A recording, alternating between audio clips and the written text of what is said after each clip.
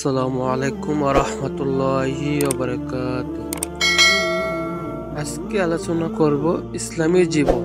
আদম রাদিয়াল্লাহু আনহুর কবর কোথায়। নবী রাসূলদের জীবন মৃত্যু নিয়ে ধর্মপ্রাণ মানুষের সাধারণ কৌতূহল আছে, এমনকি নবীর কবর কোথায় তা নিয়ে আছে তাদের কৌতূহল। তবে নবী মুহাম্মদ সাল্লাল্লাহু আলাইহি ওয়াসাল্লাম ছাড়া কোনো মানুষের কবরের স্থান সুনিশ্চিতভাবে চিহ্নিত করা যায় না। নবী রাসূলের কবর সম্পর্কে জানা যায়, মুহাম্মদ সাল্লাল্লাহু আলাইহি ওয়াসাল্লাম ছাড়া পৃথিবীর কোনো নবীর দাফনের স্থান আটকভাবে চিহ্নিত নয়। কোনো আলেম বলেন ফিলিস্তিনের খলিল নামক স্থানে ইব্রাহিম আলাইহিসসালামের কবর চিহ্নিত আছে, আর কেউ কেউ বলেন তার মৃত্যুর স্থান প্রমাণিত, কিন্তু তাকে কোথাও দাফন করা হয়েছে তা জানা যায় না। এছাড়া নবী রাসূলের কবর বা দাফনের স্থান সম্পর্কে জানা বা শোনা যায়, তবে কোনোটাই প্রমাণিত নয়। মন গড়া কথা বলা। শাইখুল ইসলাম ইবনে তাইমিয়া রাহমাতুল্লাহ আলাইহি বলেন, নবীদের কবর বিষয়ে আলেমরা শুধু নবী সাল্লাল্লাহু আলাইহি ওয়াসাল্লামের কবরের ব্যাপারে একমত পোষণ করেন, কেননা তার কবরের বিষয়টি অবিচ্ছিন্ন ও বিপুল সংখ্যক ব্যক্তির বর্ণনা দ্বারা প্রমাণিত। এমনই ভাবে তাই দুই সঙ্গীর আবু বকর ও ওমর রাদিয়াল্লাহু তাআলা আনহু কবরের ব্যাপারে আলেমরা একমত।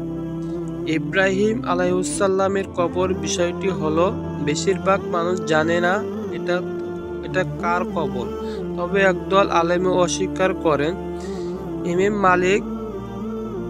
ইমাম মালিক রহমতুল্লাহ আলাইহি তাদের একজন। তিনি বলেন, আমাদের নবী ছাড়া পৃথিবীতে কোনো নবীর কবর সম্পর্কে নিশ্চিতভাবে জানা যায় না, তবে বেশিরভাগ মানুষ স্থানটি ইব্রাহিম আলাইহিসসালামের কবর হিসাবে জানে।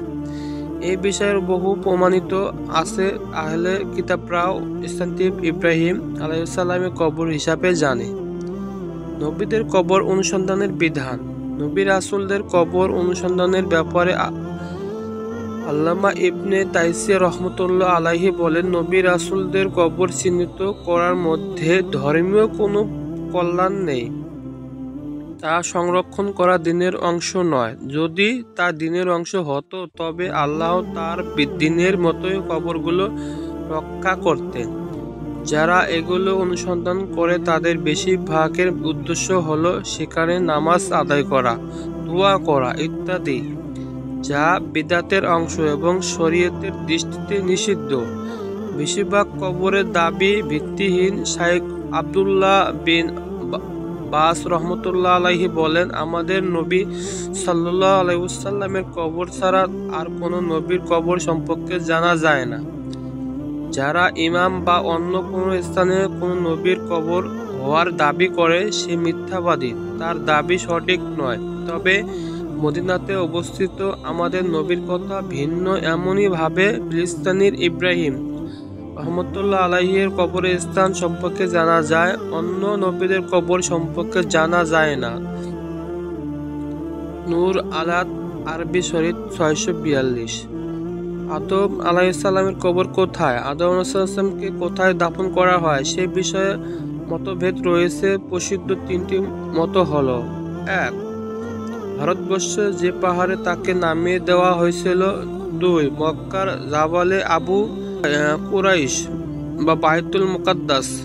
আব্দুল্লাহ ইবনে আব্বাস রাদিয়াল্লাহু আনহু এক বর্ণনা এসেছে, মৃত্যুকালে আদম আলাইহিসসালামের বয়স হয়েছিল 1000 বছর। তবে আদম আলাইহিসসালামের কবর কোথায় তা সুনিশ্চিতভাবে জানা যায় না, যা বিভিন্ন স্থানকে আদম আলাইহিসসালামের কবর বলে দাবি করে।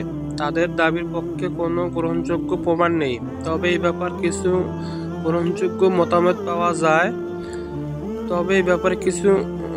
অনুগ্রহযোগ্য মতামত পাওয়া যায় না। এমন সুনামের দ্বারা কুতুবীর সূত্রে বর্ণিত আছে, জিবরাইল আলাইহিস সালাম ফেরেশতাদের সঙ্গে নিয়ে মসজিদুল খাইফে আদম আলাইহিস সালামের জানাজার নামাজ পড়েন। আল্লামা ইবনে আসাকির রহমতুল্লাহ আলাইহি বর্ণনাটিকে গ্রহণযোগ্য বলেছেন।